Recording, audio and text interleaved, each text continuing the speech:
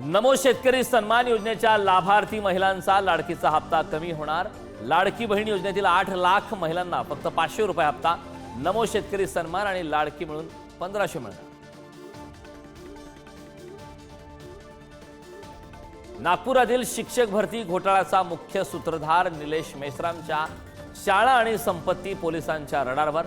5 शाळांच्या माध्यमातून मेश्रामनं जमवली 50 कोटींची माया। नातेवाईकांच्या नावे हे शिक्षण संस्था।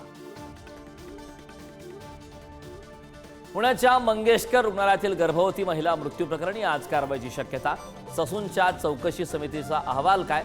मंगेशकर रुग्णालय प्रशासन आणि डॉक्टर घैसासवर काय कारवाई होणार? रुपाली साखणकर देणार माहिती।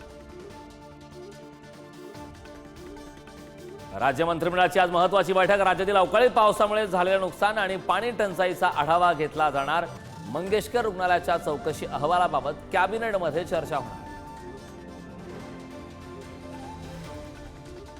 भारतातील टोलनाके लवकरच बंद होणार। सरकार सॅटेलाइट आधारित टोल संकलन प्रणाली राबवण्याच्या तयारीत। केंद्रीय मंत्री नितीन गडकरींची घोषणा। वाहतूक नियमांचं उल्लंघन केल्यास थेट बँक खात्यावरून पैसे होणार कट।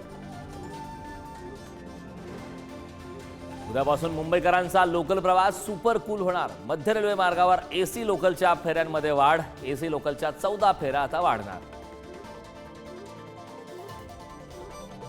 नागपूरच्या धरमपेठ परिसरात गोळीबारात सोशा रेस्टॉरंटचे तरुण मालक अविनाश भुसारी यांचा मृत्यू। दुचाकीवरून आलेल्या 4 आरोपींनी झाडल्या गोळ्या।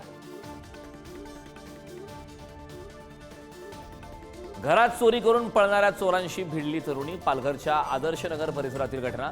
चोरट्यासह झालेल्या झटापटीत तरुणी जखमी। स्थानिकांनी चोरट्याला दिलं पोलिसांच्या ताब्यात। महाराष्ट्रात थंड हवेच्या ठिकाणी घामांच्या धारा। लोणावळ्यात पारा 38 अंशावर। इगतपुरी तोरणमाळची ही स्थिती। पर्यटकांची मात्र निराशा। 2025च्या अखेरीपर्यंत सोनं 1.5 लाख रुपये प्रतितोळा होण्याचा अंदाज। अमेरिका आणि चीनमधील वाढत्या ट्रेड वॉरचा परिणाम।